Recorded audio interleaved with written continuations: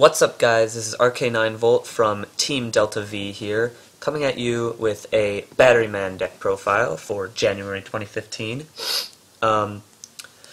This is the build that I have been using lately for Batteryman, and it's been working out very nicely for me. It has good matchups against all the meta decks for this format, and it's honestly a contender. It's probably the best budget deck going into the 2015 format. And so basically what you want to do with this deck is you want to use 9-volt to get your searches, and you want to be able to get your combos off using Monarch Stormforth with Charger to try and OTK your opponent as fast as possible before they can really go plus too much. It works really well, honestly, because this deck is so fast. The ban list helped this deck in two ways. It gave it 2 Honest, which is really helpful, and Snatch Steal, which is basically going to be used to further your OTK potential. Either you can use it as a 4th Monarch Stormforth if they have a monster and you don't, and you want to tribute summon, or if you're going for your OTK and they just have 1 monster left blocking, you can just Snatch Steal that last one and win from there. So yeah, I'm just going to go right into the deck profile here. Start off with 3 9-volt. This guy's the searcher of the deck. He's level 4, and when his effect goes off, he'll have 2,000 attack and defense, so he's a really big body. It's the heart and soul of the deck right here. You want to get 9-volt as fast as possible to allow you to win. Next up we got Fuel Cell. This guy, if you control 2 or more face of Batteryman, special summon him from your hand, and his other effect is actually the one that's really nice. Tribute another Batteryman monster, and return a card on the field to its owner's hand. Really helpful card, really good for just getting around basically anything in your way. We have 2 Batteryman Charger. I choose to play only 2 Charger because you have to normal summon it, so I really don't want it clogging up my hand. I only really want 1 in my hand per duel. I don't want to draw 2, but I play 2 just because of the fact that, if they stop 1, I want to be able to get the other one, and also it makes it easier to draw so that I can search other stuff with 9-volt. I don't have to search Charger every time. 2 Honest makes OTKs much easier. I don't know why Konami decided to bring this back to 2, but hey, that's works for me. Pretty self-explanatory. It's a light deck. You want to play 2 Honest, OTK, help her out there. 3 Microcell. Basically, set this guy when he's flipped, special summon level 4 or lower Batteryman, which is going to be 9-volt every time. This is basically just another card that helps you get to 9-volt, but also when he's destroyed by battle and sent to the graveyard after being flipped, you draw 1 card, which is really helpful. And then we got Triple Thunder Seahorse. Triple Thunder Seahorse just adds the speed and consistency to this deck that you need. You just need to get 9-volt on the first turn every time, so you need to run Triple Thunder Seahorse to make sure that that happens. And finally, we got the 1 Industrial Strength. Gotta have 2 Batteryman in your graveyard, banish 2 to summon him. You can banish a Thunder-type monster from your graveyard to destroy 1 monster and 1 spell or trap card on the field. You can banish Thunder Seahorse with this effect. Thunder Seahorse is a Thunder monster. You cannot, however, banish Honest. Honest is a fairy, so that is very important. So that's it for the monsters. There is a total of 17, with 12 Batteryman monsters.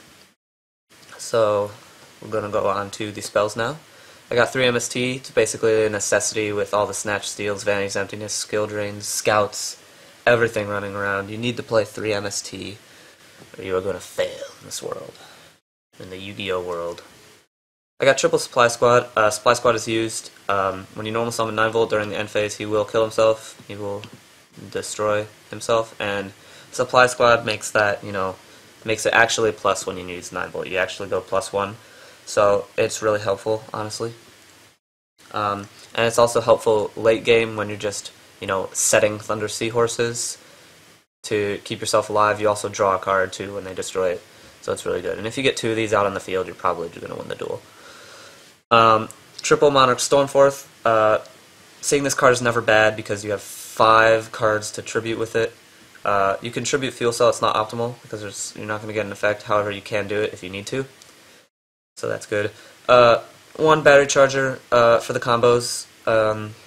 Generally you don't want to bring back tribute fodder for charger with this card, but if you have to, you can. What you generally want to do is you want to tribute charger with Fuel Cell's effect to return a card to hand, and then use battery charger to bring back Batteryman charger. And he'll have, his same attack boost. It's not like he loses anything like 9 volt, because 9 volt's only once per turn. And finally, we have 1 Snatch Steal. Again, uses as another Monarch Stormforth. It's a really good card. So that's it for spells. We got traps. Bottomless, Compulse, pretty self-explanatory. Triple Call of the Haunted, triple Oasis of the Dragon Souls. You use these on the end phase of your opponent's turn, or when they declare an attack. Bring back 9 volt, get another search, and then you can use another 9 volt effect on the next turn. And because he has 2000 attack and defense, it's probably going to live from an attack from like a level 4 lower monster. What the heck? How did this happen? What the heck? I'm not even clicking. And then we have Triple Vanity's Emptiness. Pretty self-explanatory for this format. You need to run Triple Vanities. It's the only consistent trap card that you can get. And you might think that it kind of doesn't work well with this deck, but it's fine because you're usually going to activate Monarch Stormforth, which will then go to the graveyard turning off Vanities. So it's actually not that bad. And then 1 Solemn Warning, last but not least, finish it off. So yeah, there's the main deck. It is 40 cards, and yeah, it's working out pretty well for me.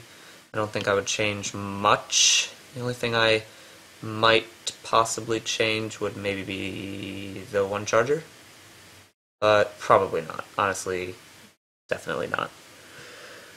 So onto the side deck.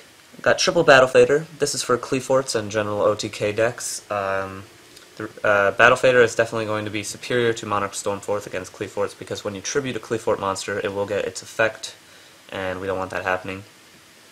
And Fairy Wind is our other card against Cleaforts. We want to be able to destroy Skill Drain with this card is the main reason why it is Fairy Wind and not Spell Shattering Arrow. I know I play lots of face-up traps, so this is definitely subject to change. I might try Spell Shattering Arrow. However, Fairy Wind seems to be working well against a lot of other decks too that main things like Skill Drain, which basically kills this deck. You need outs to Skill Drain. 3 Shadow Imprisoning Mirror for Burning Abyss and Shadow. A really good card against both. Never run less than 3 because it is, in my opinion, the best way to deal with them. And then we got 2 Puppet Plant for Shadows. Puppet Plant's really good in this deck because you can tribute with Charger, the Winda, so that's nice. 2 Night Beam for Burning Abyss, so that they can't chain the back row, better than MST in that particular matchup. And then 1 Short Circuit and Regeki, the field nukes, basically for decks that aren't these decks here, because these cards aren't very good against those. Basically use these against rogue decks that really, lose to stuff like Dark Hole, Regeki, anything that destroys their monsters, stuff that isn't floating like that. So yeah, that's it for the side deck. You basically got 6 cards against Cleaforts, 5 cards against Shadows and Burning Abyss, and then these 2 extra cards for rogue decks. So yeah, next for the extra deck we have 1 Constellar Omega, 1 Starlish Paladynamo. Those ones take light monsters, so it's really nice that we can make it in this deck. Very good cards. Then we got 1 Castel, 1 Silent Arc Knight, 1 Exoton Knight, 1 Abyss Dweller, basically the 4 staples in my opinion. And then we got 1 Crazy Box because, like I said, this deck loses to Skill Drain hard. So yeah, you want to run the Crazy Box. So that's it for the rank 4s. For rank 5s, we have Constellar Pleiades and Volcasaurus. It's not very easy to go into rank 5s in this deck, but I like to have them in there just in case because I honestly am not going to go into my extra deck that often anyways, so might as well have them in here, just in case. Rank 6s, this is going to be the most often rank you go into. Got 1 Told Me I'm 7, that can save you in many ways from bad things. 1 Gauntlet Launcher, really good for getting monsters off the field. Photon Strike Bouncer, and Utopia Beyond. Utopia Beyond and Gauntlet Launcher kind of used to help your OTKs, and Strike Bouncers, if you go to OTK and they're like 500 life points left, you can make a Bouncer and they have to play around it. And then I got one guy dragging the Thunder Charger to overlay on top of the rank 5s and 6s, and one Slacker Magician in case I ever get 2 level 1s on the field that I don't need. So yeah, guys, that was my Batteryman deck profile for January 2015. I am going to be using this deck, this format, until Heroes come out, and I will possibly use Heroes. But until then, I'm at least going to use this deck. I might still use this deck when Heroes come out, because Heroes might have really expensive cards or something, or I can't, get them for whatever reason. So yeah, this deck is really good. I would definitely suggest it to anyone looking to have fun with Yu-Gi-Oh! Again. If you're not having fun with Yu-Gi-Oh!, try out Batteryman, because they're a blast to play, and they're very competitive as well. So yeah, this has been RK9Volt with my January 2015 Batteryman. I think this is definitely the best build of Batteryman out there, because I've been playing with it for a whole format, and I've come down to this particular build, and there's no way that I can see that it can become better than this, unless, we get to a time where we won't need MSTs and I can play other cards. But right now we need MST, so you gotta play MST in the deck. So yeah, this has been RK9Volt from Team Delta V, and I will see you guys next time for, I don't know, something a little different. So yeah, see you guys then.